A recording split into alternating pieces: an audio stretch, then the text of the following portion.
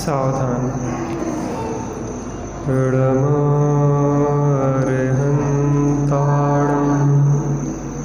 ऋडमासेथाडं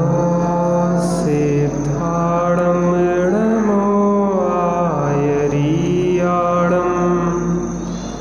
ऋडमोऽझायाडं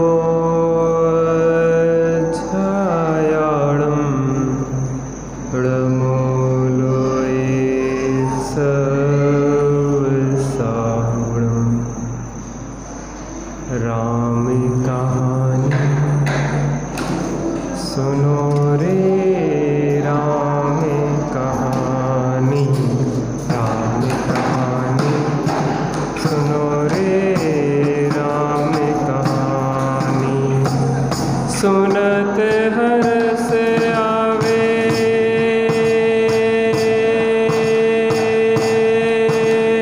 ओ सुनत हरस आवे, बीरा की वाणी। राम कहानी सुनो रे, राम कहानी, राम कहानी सुनो रे, राम कहानी। श्री राम जय राम जय जय राम, श्री राम जय राम जय जय राम, श्री राम जय राम, श्री राम जय राम जय जय राम। दशरथ के राज दुलारे, कौशल्या की आंखों के तारे।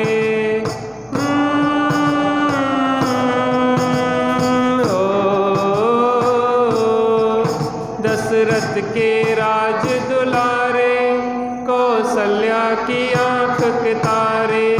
वे सूर्यवंश के सूरज, वे रघुकुल के उजियारे। रवि सेन गुरुवर बोले हो,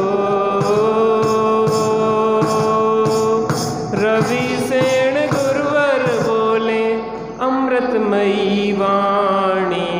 राम कहानी सुनो रे, राम कहानी, राम कहानी सुनो रे, राम कहानी। श्री राम जय राम जय जय राम, श्री राम, श्री राम जय राम, श्री राम। सग्रवर्त धनुष गह करके, ले आए सीतावर के। ओ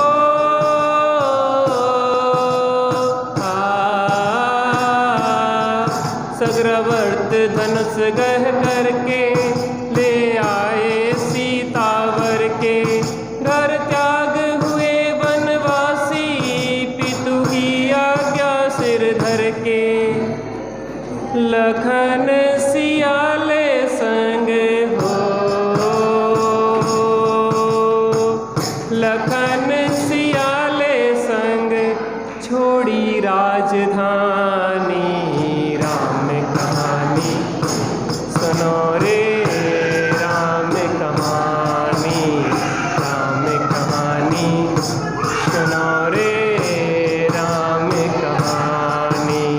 श्री राम जय राम जय जय राम, श्री राम जय राम जय जय राम, श्री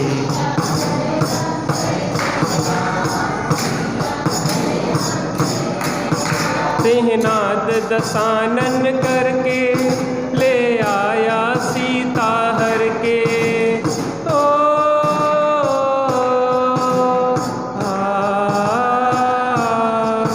सिंहनाद दशानन करके, ले आया सीता हर के। रघुवर फिरे बन बन में, सीता की रटन को रटते। समता धरी सीता ने हो,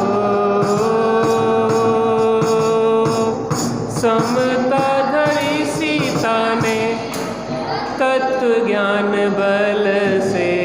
राम कहानी सुनो रे,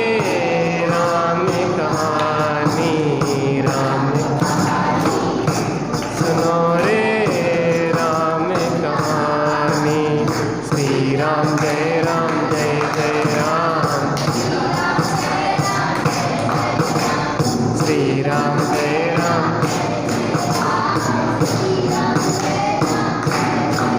श्री राम ने हनु पठायो, हनु राम दूत बन आयो।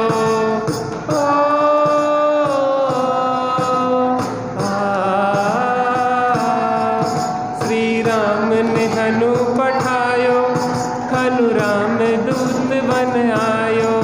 सीता माँ की सेवा में रघुवर को संदेशो लायो, और संग लायो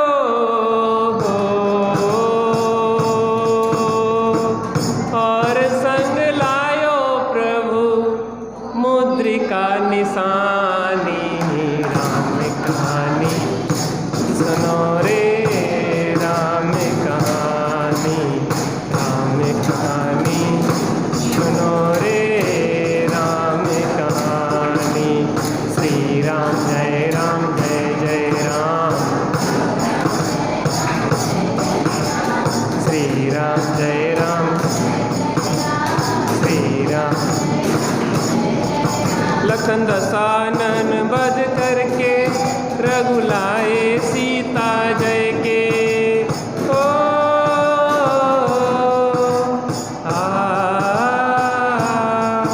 लखन दसानन वध करके रघुलाए सीता जय के। और बेट में दे दी लंका विभीषण ज्ञानी को जय के। लखन सियाले संग हो, लखन सियाले संग आए राजधानी। राम कहानी सुनो रे, राम कहानी, राम कहानी सुनो रे, राम कहानी। श्री राम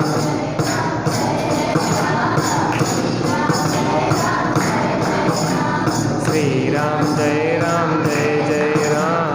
श्री राम जय राम। बोलो वीतरागी श्री भगवान रामचंद्र की 10 लक्षण महापर्व की 16 कारण पर्व की।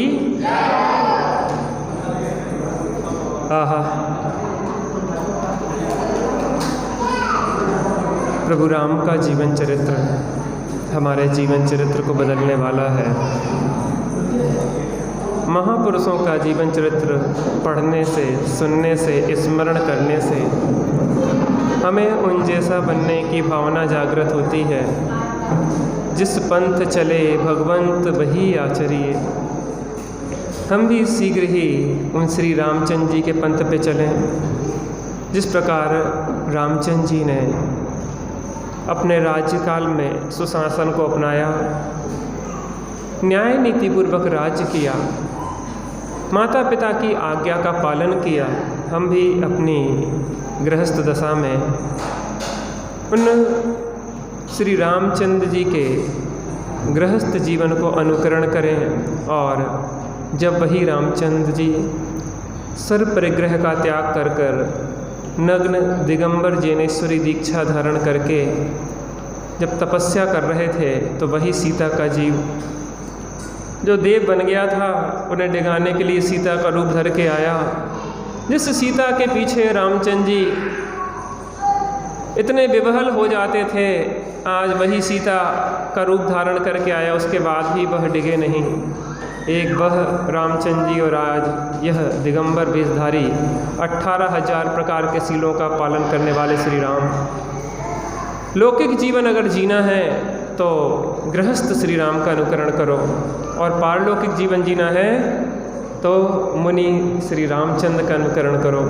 यद्यपि ज्ञानियों का तो पूरा जीवन ही आदर्श होता है, लेकिन जहाँ पे छद्मस्त दशा होती है, निचली दशा होती है, कर्म के उदयजन कुछ कमियां भी पाई जाती हैं, वह कमियां अनुकरणीय नहीं होती है।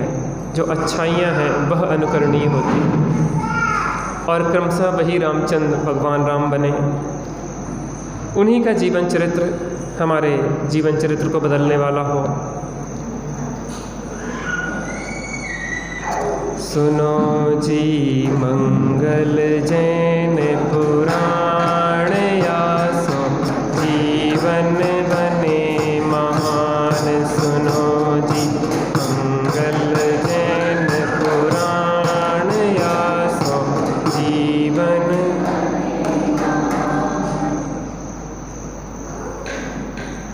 लंकेश 3 खंडों पर विजय प्राप्त करने के लिए निकले। अर्धचक्री थे, प्रतिनारायण थे, और अर्धचक्री और प्रतिनारायण 3 खंड के अधिपति होते हैं। चक्रवर्ती होता है वह 6 खंड का अधिपति होता है, और नारायण और प्रतिनारायण 3 खंड के अधिपति होते हैं। रावण दिग्विजय के लिए निकला, बहुत भारी सेना। आगे आ जाओ भैया, आ जाओ, सबसे आगे, पीछे नहीं, सरक के नहीं, खड़े होके इधर आ जाओ। अरे आ तो जाओ, एक बार संकोच टूट जाएगा तो हमेशा के लिए टूट जाएगा। आ जाओ, तीनों जन आ जाओ, उठ के तीनों जन आ गया, आ जाओ बिल्कुल। हाँ, बहुत बढ़िया। अरे इन्हीं के कंधों पे तो धर्म का भार है। जन शासन को आगे नहीं को ले जाना है, जी लोग पीछे जाएंगे तो कौन आगे आएगा। कथाओं का यही तो लाभ होता है कि कथाओं में इतना छोटे से बच्चे से लेके बुजुर्ग तक सब लोग एक साथ बैठ जाते हैं, और कथाओं, प्रथमान योग की कथाओं रूपी चाशनी में 3 अनुयोगियों की दवाई पिलाई जाती है। व्यक्ति को पता ही नहीं पड़ता है कि मीठी मीठी गोली के ऊपर जो लेयर होती है ना, उसके चक्कर में अंदर की कड़वी गोली भी वो गुटक जाता है। यद्यपि जिनागम तो संपूर्ण ही अमृत तुल्य है, लेकिन अनभ्यासी लोगों को थोड़ा कठिन पड़ता है, इसलिए प्रथमान योग के माध्यम से 3 अनुयोग समझाए जाते हैं। हाँ, तो दशानन निकला दिग्विजय के लिए, 3 खंड को जीतने के लिए। भारी सेना समूह के साथ, अपने भाइयों के साथ वो चला आ रहा था। ऐसा लग रहा था कोई बड़ा समुद्र का सैलाब ही उमड़ पड़ा हो। मार्ग में जो भी राजा मिलते थे, या तो वह अपनी स्वेच्छा से इसके अधीन होते थे, और जो स्वेच्छा से अधीन नहीं होता था, रावण उससे युद्ध करके उसको अपने अधीन कर लेता था। इस तरीके से रावण चला आ रहा था। सरयू नदी के तट पे आके रावण ने पड़ाव डाला, और विचार आया कि अपन जिनेंद्र प्रभु का पूजन विधान यहाँ पे आयोजन करेंगे, और बहुत बड़ा मंडप सरयू नदी के तट पे सजाया गया। वहाँ एक रेत का बहुत बड़ा टीला था, और वहाँ पे श्री जिनेंद्र प्रभु को विराजमान करके और एक बहुत बड़ा विधान मंडप, बड़ी विधान सामग्री के साथ आयोजित किया गया। सभी लोगों ने आनंद सहित उस विधान का लाभ ले रहे थे, और बीच में विघ्न आया। एकदम से जल का सैलाब कहीं से छूटा, और अचानक बहुत बड़ा जल का सैलाब छूटा। तो रावण ने जिनेंद्र भगवान को तो शीघ्र लेके वहाँ से निकल गया, लेकिन जो पूजन मंडप था और जो सामग्री थी पूजन की, वह समस्त पूजन की सामग्री वो मंडप बह गया। रावण ने कहा कि किसकी हिम्मत है जो ऐसा विघ्न करे, शीघ्र देख के लाओ। त्रिखंडापति रावण के जिनेंद्र भगवान की पूजन अर्चना में कौन बीच में विघ्न बाधा उत्पन्न कर रहा है। तो मंत्रियों ने वहां पता किया कि महिष्मति नाम का एक नगर है, वहां पे सतबाहु नाम के राजा राज्य करते थे। सतबाहु नाम के राजा को वैराग्य हुआ और उनने अपना राज्य सहस्त्र रश्मि अपने पुत्र को दिया। सहस्त्र रश्मि बहुत बलशाली था। सहस्त्र माने क्या होता है? 1000। 1000 किरणों सहित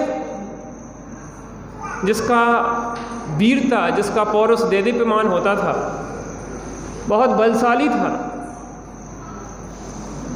और बहुत सुंदर सुंदर उसकी रानियां थी।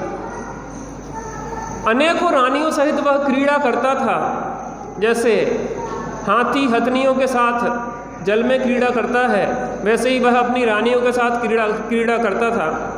उसने क्या किया कि जो नर्मदा नदी थी उसके पानी को रोक लिया। उस नर्मदा नदी के पानी को रोक के अपनी रानियों सहित वहाँ पे क्रीड़ा कर रहा था। तो जो पानी रुका हुआ था वो वहाँ पे क्रीड़ा करने के बाद उस पानी को छोड़ दिया गया। जैसे अपन डैम बना लेते ना, इस तरीके से पानी को रोक के डैम टाइप का बना लिया और वहाँ पे, और जैसे ही स्नान आदि हो गया तो उस पानी को जो रोका गया था वो छोड़ा गया। तो हुआ क्या कि वो पानी का बहाव, जो स्नान के पानी का जो बहाव आया, तो वो रावण जहाँ पे नर्मदा के तट पे पूजा अर्चना कर रहा था, तो उस गंदे पानी से उसकी पूरी पूजन सामग्री बह गई। वो बस मात्र जिनेंद्र प्रभु को वहाँ से निकाल पाया। तीन खंड के अधिपति रावण के धर्म कार्य में कोई बाधा करे तो फिर रावण तो रावण था। और जब वो उत्पन्न हुआ था तो अपन ने एक देखा था, क्या स्वप्न आया था कि एक सिंह क्या हो रहा है, गर्भ में प्रवेश कर रहा है माता की। तो सिंह के तरह वो बलशाली था और सिंह जैसे तीव्र एक तरह से कहें क्रूर होता है, उसी तरीके से वो शत्रुओं के प्रति क्रूर था और मित्रों के प्रति मित्रता रखने वाला था। जिनेंद्र देव का महान भक्त था, गुरुओं का उपासक था, जन्माणी माता का पूजने वाला था। और जैसे ही पता पड़ा रावण को कि यह सहस्त्र रश्मि ने इस तरीके का कुकृत्य किया है, रावण ने कहा उसको पकड़ के ले आओ। इतनी हिम्मत इसकी, लेकिन वो बलशाली था तो सामान्य लोग पकड़ नहीं पाए। तो रावण ने कहा मैं चलता हूँ, देखता हूँ उसको। और रावण और उसका महायुद्ध हुआ, लेकिन रावण के सामने कौन टिक पाता है? सिंह के सामने हिरणों की क्या मजाल। तो रावण ने उसको बांध लिया और बांध के अपने साथ पकड़ के लाया। सहस्त्र रश्मि को वो पकड़ के लाया और उसने बंदी बना लिया। अब क्या होता है,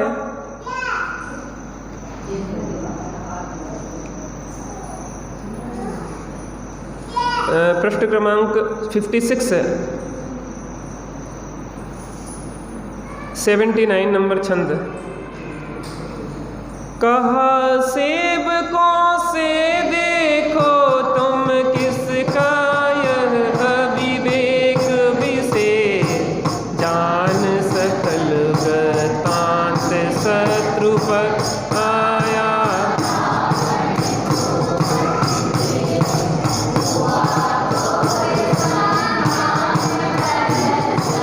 विजयी हुआ दस शीर, जान सर्व यह व्रत वहाँ पर आए श्री सतबाहु। क्या हुआ, वो बांध के लाया। जब देखा कि रावण ने सहस्त्र रश्मि को बंधन में डाल दिया है, तो वहाँ पे सतबाहु मुनीस पधारे। सतबाहु मुनीस कौन थे? सहस्त्र रश्मि के पिता मुनिराज आए। रावण मुनिराज का महान सम्मान करता था। देवगुरु जिनवाणी का, जिन धर्म का महान उपासक था। और जैसे ही वह सतबाहु मुनीस आए और तत्काल वह खड़ा हो गया और उनके चरणों में नमस्कार किया। आसन से उठ हाथ जोड़ कर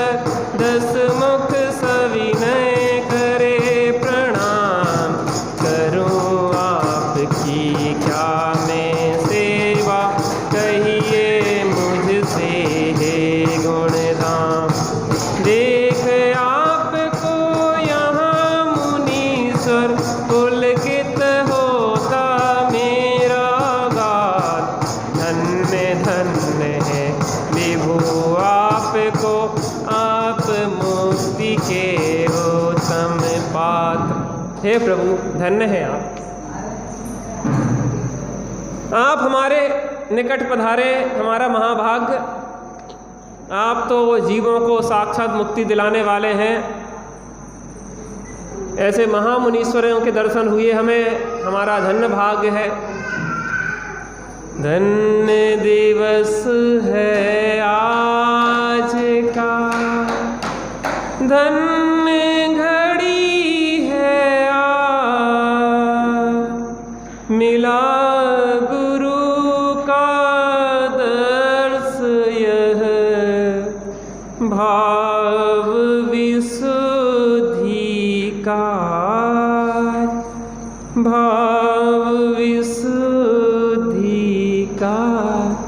हमारे गुरुजन देवसाद गुरु तो भाव विशुद्धि के निमित्त होते हैं। अरे वो हमारे साथ संगीत में संगीत मिला रहे हैं। बस इतना ध्यान रखो कि वो जिनवाणी का अपमान नहीं करें, शांति से उन्हें भी अपना काम करने दो, ठीक है ना। बच्चे यहाँ पे कथा में नहीं आएंगे तो कहाँ आएंगे? हर जगह तो हम रोक देते बेचारों को। अभी कम से कम मौका मिलता है, ठीक है, हम भी छूट दे देते हैं कि कम से कम बच्चों को आने दो। ये छोटे छोटे बच्चे आते हैं ना, बड़ा अच्छा लगता है। अभी से इनके अंदर कुछ तो जा रहा है, घर में सीखते हैं बच्चे तो, ठीक है। बस टेबल पे ना चढ़ जाएं, जिनवाणी ना यहाँ वहाँ कर दें, इन चीज़ों का ध्यान रखना। बाकी तो बच्चे बच्चे बच्चे मन के सच्चे, सारी जग की आँखों के तारे, ए नन्हे मुन्ने फूल हैं जो भगवान को लगते प्यारे। बच्चे सहज सरल जीवन होता है, कोई कृत्रिमता नहीं होती है। उन्हें खेलना है तो खेलना है, वो तो हमें देख के थोड़ी ना रोकेंगे। हम बहुत नाटकी हो गए, हमने अपनी सहजता को खो दिया। भाई साहब ये संगीत बज रहे हैं, देखो कितने वाद्य यंत्र भी बज रहे हैं। जब समोसण लगता है ना तो कितने प्रकार के बाजे होते हैं? कितने? 14 करोड़, कितने 12 करोड़ वाद्य यंत्र बजते हैं। तो ये वाद्य यंत्र बज रहे हैं समोसण का प्रतीक है। बस माता पिता डिस्टर्ब नहीं हो। अरे भैया ये तो ज़्यादा ऊपर चढ़ रहे हैं, तो आसमान पे चले जाएंगे। चलिए, तो क्या हुआ कि मुनिराज पधारे, और मुनिराज पधारे तो उनके चरणों में मस्तक नवाया, और रावण ने कहा प्रभु गुरुवर आदेश करें, ये आपका दास है, इसके लिए जो आदेश हो आप बताइए। महाभाग्य है मेरा जो आप मेरे निकट पधारे। हे रावण प्रति नारायण तो शक्तिमान गंभीर महान, करता है तू सदा यथोचित गुणी जनों का शुभ सम्मान। सच्चा क्षत्रिय जीत शत्रु को बने न उसके लिए कठोर, बंधन मुक्त कीजिए।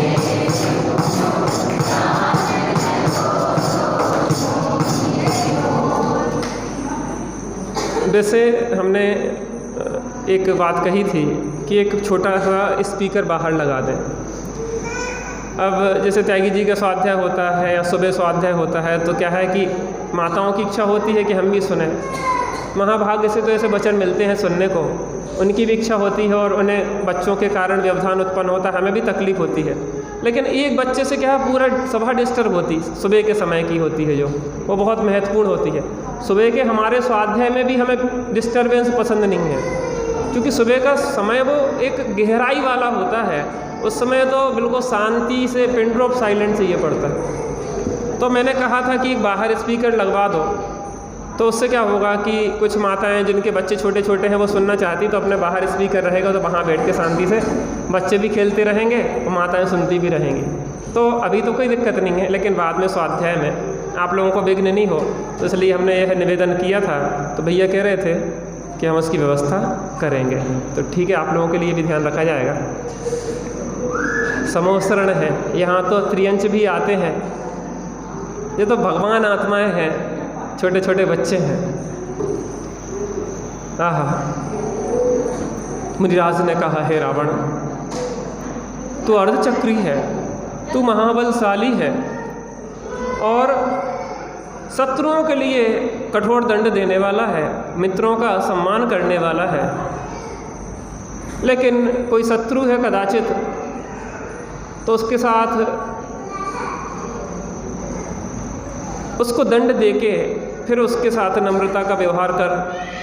जो सहस्र रश्मि है, पूर्व का मेरा पुत्र है, वह बैरागी है, वो दीक्षा लेना चाहता है, तुम्हारे भाई तुल्य है, मैं चाहूँगा कि तुम उसे मुक्त कर दो। कौन को मुक्त कर दो? सहस्र रश्मि को। किसने कहा? सतबाहु मुनिराज ने कहा। किससे कहा? रावण से। आहा, और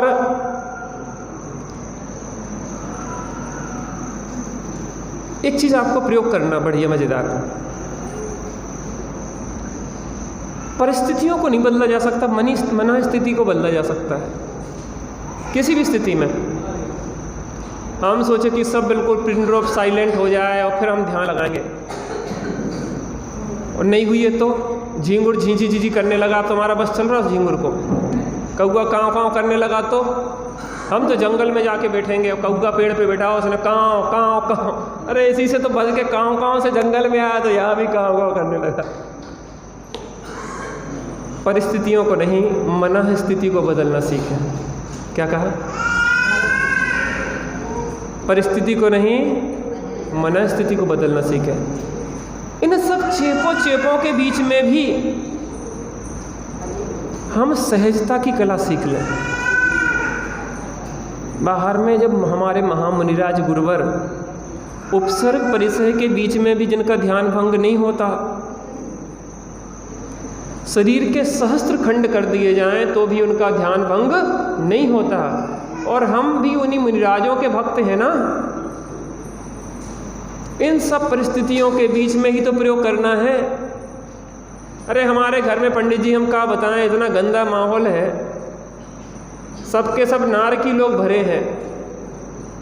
अरे नरक में भी असंख्यात सम्यक दृष्टि प्रत्येक नरक में है, और वो कैसे धर्म साधना करते होंगे यह विचारणीय है। और नरक जैसी तकलीफें तो हमें नहीं है। नरक का अगर एक कण वहाँ की मिट्टी का आ जाए तो कितने कोष के जीव तो प्राण रहित हो जाएं। परमाणु बम से भी खतरनाक है, हाँ? 24 कोष जितने भी हों। ऐसी स्थिति तो किसी के घर की नहीं है ना। नारकियों जैसे कि देखते सही तलवार मारना शुरू कर देते हों, लेकिन जिसे रोने की आदत है, जिसे शिकायत करने की आदत है, वो जीवन भर शिकायत करता ही रहता है। परिस्थितियों का दोष नहीं है, वास्तव में दोष तो हमारी मन स्थिति का है। उन प्रतिकूलताओं के बीच में भी चंदनवाला को स्मरण करो। चंदनवाला को सेठानी ने सिर मुंडवा के, हथकड़ी बेड़ियों से डलवा के, भूखा रख के और तलघर में डाल दिया था। उसके बाद चंदनवाला से जब मुनिराज महावीर का 175 दिन बाद आहार हुआ चंदनवाला के माध्यम से,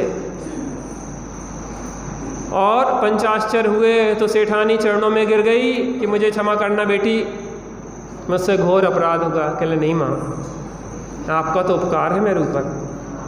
उपकार कहेगा कि आपके यहाँ और तकलीफें तो ही, लेकिन मेरी सील की रक्षा बनी रही, ये महा उपकार हो। बाहर में जहाँ जाती थी मेरी सील के ऊपर उपसर्ग होते थे, लेकिन आपके यहाँ मेरा सील सुरक्षित रहा।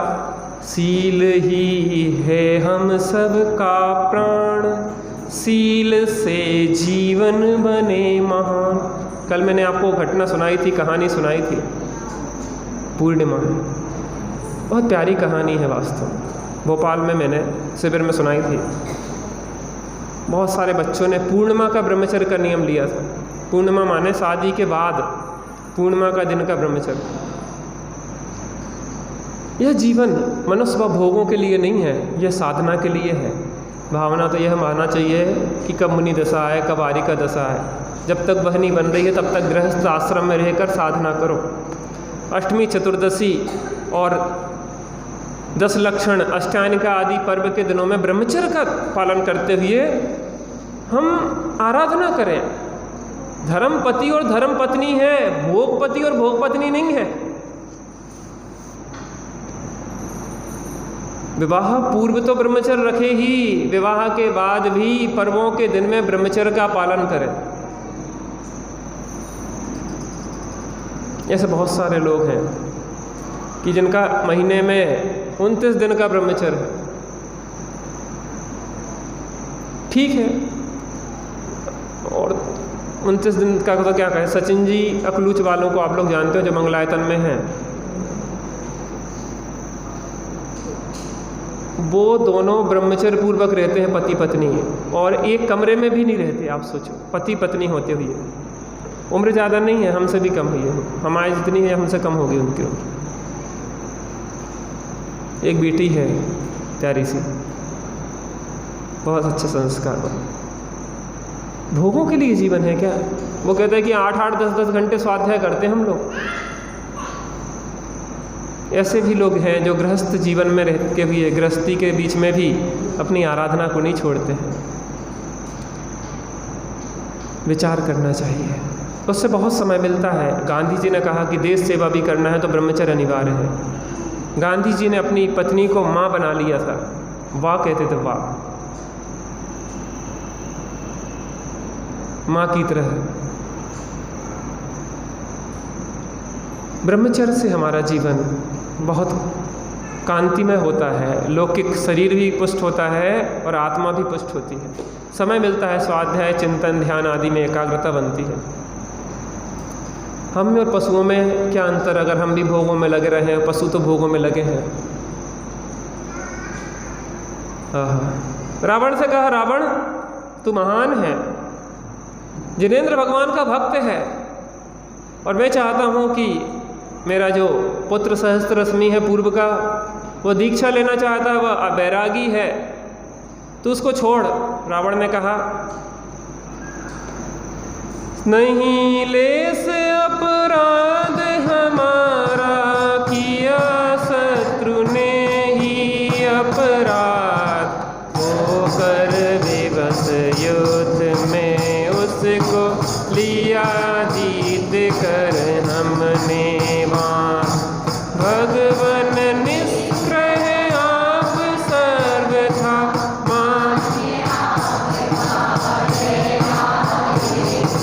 प्राणी मात्र को सच्चा क्षत्रि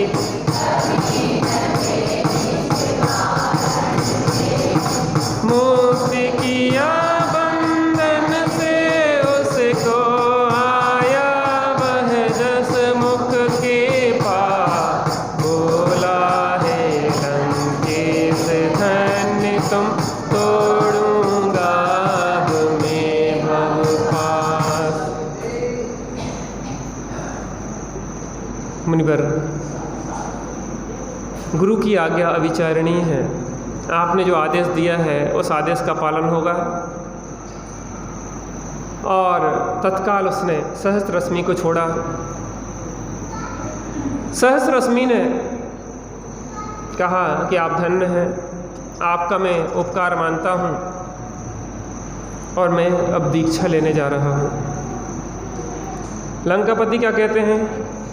देख निकट में 10 मुख ने भी किया, देख उसका सत्कार, राजन दुखित न हो निज मन में, जीत हार मैं है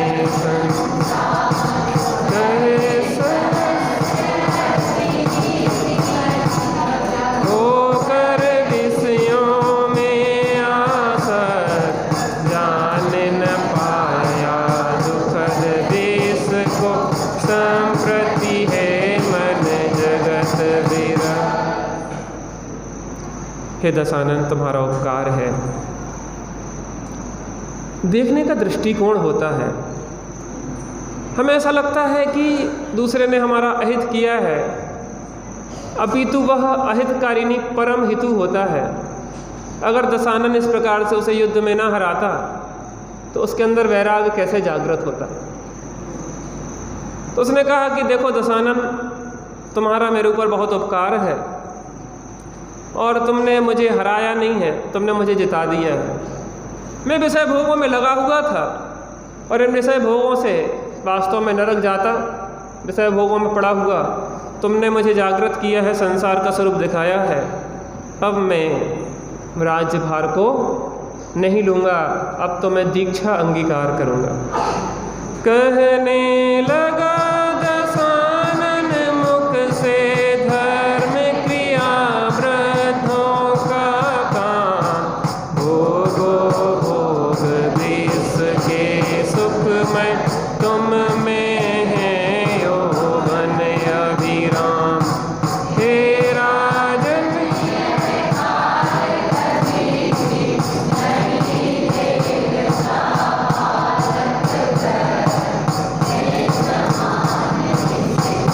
जग में सब मूर्ख विज्ञ क्या रंग समझ। जब सहस्र रश्मि कहने लगा कि मैं तो दीक्षा लेने के लिए जा रहा हूँ, तो रावण ने कहा अभी तुम्हारी युवावस्था है, अभी तुम भोगों को भोगो, अभी तुम्हारी दीक्षा लेने की उम्र नहीं है और मैं तुम्हें अपने भाई की तरह रखूँगा और तुम्हें तुम्हारा राज्य में वापस करता हूँ, तुम आनंद से भोगों को भोगो। सहस्रश्नि ने कहा जिनको अनंतों बार भोग भोग कर छोड़ा है, वे ही भोग नहीं नवीन है, चेत है मोड़ा। अज्ञान बस उच्छिष्ट भोजी, अब न बनूंगा, नर भव मिला है मैं अपूर्व। रावण, जिन भोगों को मैंने अनंत बार भोगा है वही भोग है, कोई नए नहीं है। 4 गति 84 लाख योनियों में इन भोगों को मैंने अनंत बार भोगा है। कौन सी जगत की वस्तुएं हैं जो प्राप्त नहीं की हैं? कौन से पद हैं ऐसे बड़े बड़े सम्यक दृष्टि को प्राप्त होने वाले पद को छोड़ के जो हमने अज्ञान अवस्था में जो प्राप्त हो सकते हैं उन्हें हमने प्राप्त नहीं किया। पंच परावर्तन रूप संसार में सब घूमा है भैया, सब भोग के आए हैं। भूल गए बात अलग है, विस्मरण हो गया है। पता 19 तीर्थंकर का लगभग जन्म कल्याणक और दीक्षा कल्याणक की एक तिथि है। पता आपको क्या कारण है?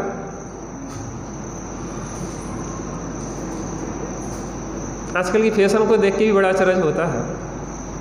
अच्छे खासे कपड़ों को फाड़ के फैशन बनती है। एक बिटिया सुबह पहने थी, बड़ी अच्छी फैशन लगी उसकी में, इतना लंबा कुर्ती और अच्छी सलवार ढीली ढाली। हमने कि देखो आजकल ऐसी भी फैशन चल रही है जिससे कि पूरे अंग अच्छी तरह ढक जाएं, और ऐसी फैशन भी चल रही है कि चिदड़े लटके हुए हैं। वो हमारा चुनाव है कि हम किस फैशन को अपना सकते हैं। अच्छे ढके हुए शरीर वाली भी फैशन है, आप चाहो तो वो अपनाओ, और फटे चिथड़े लटकाने वाले थिगड़े लटकाने वाली चल करना हो तो वैसे फैशन तो सब प्रकार की है, लेकिन हमें कौन सी फैशन पसंद है? सबसे अच्छा अगर एक फैशन है जो सदाकाल एक रूप रहती है, वह है आरिका की श्वेत साड़ी। वो कभी नहीं बदलती, किसी काल में नहीं बदलती।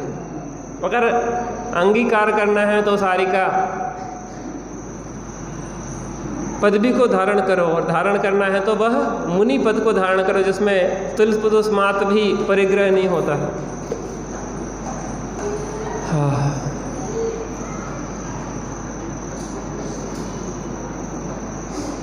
बच्चों को बचपन से अच्छे कपड़े पहनाना चाहिए। छोटे छोटी बच्चियां भी है ना, देखो एक अचरज की बात हम देखते हैं कि भाइयों के कपड़े तो अभी भी फुल बिल्कुल अच्छे ढके शरीर के होते हैं, लेकिन बस बहनों के कपड़े ही फैशन में छोटे होते जा रहे हैं। जमाना बदल रहा है, पता है? 1 करोड़ का हीरा हो, 1 करोड़ का काको, आपके रत्न जवाहरात लेके जाना हो कहीं पे, तो पारदर्शी सूटकेस में लेके जाओगे ना। रत्न जवाहरात आपको एक गांव से दूसरे गांव लेके जाना थे, सूटकेस भर के थे, तो पारदर्शी आप ट्रांसपेरेंट सूटकेस में लेके जाएंगे ना, इसमें चोर लोगों को जल्दी दिख जाए और पीछे लग जाए वो रावण। कैसे लेके जाएंगे भैया, कैसे लेके जाएंगे? हीरे जवाहरात बिल्कुल बंद करके, दिख ना जाए कहीं से कपड़े के अंदर कपड़े। ये सील भी हमारा रत्न है, हीरा है। कैसे कपड़े पारदर्शी पहनना चाहिए कि अच्छी तरह ढांक के रखना चाहिए उसको, कि कोई रावण पीछे नहीं लग जाए। सील हमारा प्राण है। बचपन से बच्चियों को ऐसे वस्त्र पहनाओ। आपने बचपन से ही इतने से पहना दिए तो बड़े में थोड़ी ना पहनेंगी वो, फिर तो उनकी हैबिट पड़ जाएगी, फिर मना करोगे तो भी वो ढंग से नहीं पहनेंगे। यहाँ के बच्चे तो बहुत अच्छे हैं, यहाँ के बच्चों की तो हम कह ही नहीं रहे। हम तो वहाँ के, भोपाल है ना हमारा, वहाँ पे बहुत ख़राब लोग हैं।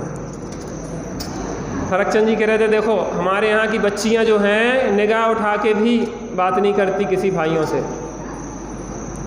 हमारे यहाँ की बच्चियाँ इतनी शालीन हैं, इतनी सभ्य हैं। यहाँ की बच्चियों की तो हमने कहा यहाँ की बच्चियों की बातें नहीं कर रहे हैं, हम तो वहाँ की बच्चियों की बात कर रहे हैं। तो वहाँ की बातें बीच बीच में याद आती हैं, तो यहाँ की बात मैं नहीं कर रहा हूँ। आप तो बहुत ही अच्छे हैं। तो क्या हुआ कि उसने कहा कि भोगों में लगो, तो उसने सहस्त्ररश्मि ने कहा कि मैंने अनंत बार इन भोगों को भोगा है, इन भोगों को अब भोगना नहीं चाहता। और सहस्त्ररश्मि को वैराग हुआ और वह दीक्षा के लिए जाने लगे। उनके एक प्रिय मित्र थे, नाम था राजा अनरण्य, जो अयोध्या के राजा थे, जिसको मिथिलापुरी भी कहते हैं। और दोनों मित्रों में एग्रीमेंट हुआ था कि जिसको पहले वैराग आए वो दूसरे को खबर भेजेगा। क्या? संसार लगने लगा अब सा, निज गायक की सुध आई।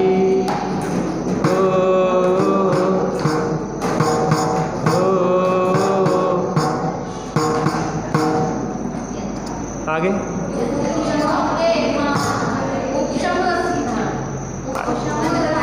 अरे पढ़ो। हाँ,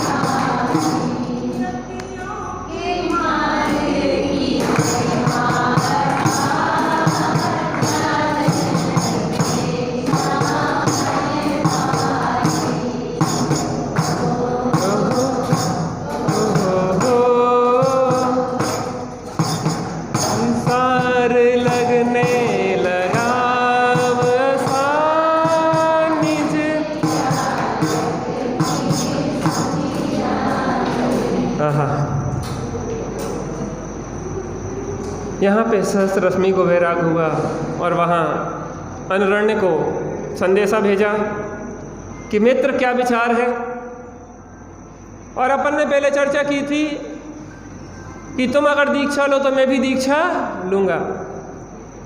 और ऐसी बात थी विराजी, ऐसी बात थी, अब तुम्हारा विचार जो हो तो हो, मैं तो दीक्षा लेके चला। और इस तरीके से जैसे ही सूचना मिली तो अनरण्य ने अपने बड़े पुत्र को राज्य देने के लिए कहा। तो बड़ा पुत्र कहने लगा कि हम तो आपके साथ ही चलेंगे। तुम्हारी समझ सोई समझ हमरी, हमें नृप पद क्यों दिया। तो बड़ा पुत्र तो उनके साथ ही दीक्षा लेने के लिए तैयार हो गया। छोटे पुत्र का नाम था दशरथ। क्या नाम था?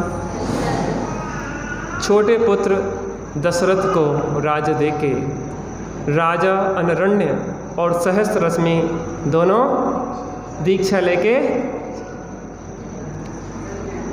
संत साधु वन के बिचरू वह घड़ी कब आ। यहाँ से ग्रंथ उठा देना। संचरू में मोक्ष पथ पर रत्कंठ साहब का चारों पूजन की पुस्तक। इस प्रकार से राजा दशरथ, हाँ यहाँ पर राजा दशरथ रखा रहना दीक्षा लेके चले गए। दशरथ ने अनरण्य और दशरथ को राजा बना दिया। अब आपको कहानी समझ में आ रही होगी कि अब हमारे कथा नायक श्री राम का अवतार होने वाला है। बोलो बीतरागी श्री रामचंद्र की। चलिए अब आदरणीय त्यागी सब विराजमान हो चुके हैं। मंगल में 10 धर्मों के ऊपर उनका व्याख्यान होगा। हाँ, बहुत शांति से सुने, थोड़ा बच्चों को आप संभालें ठीक है।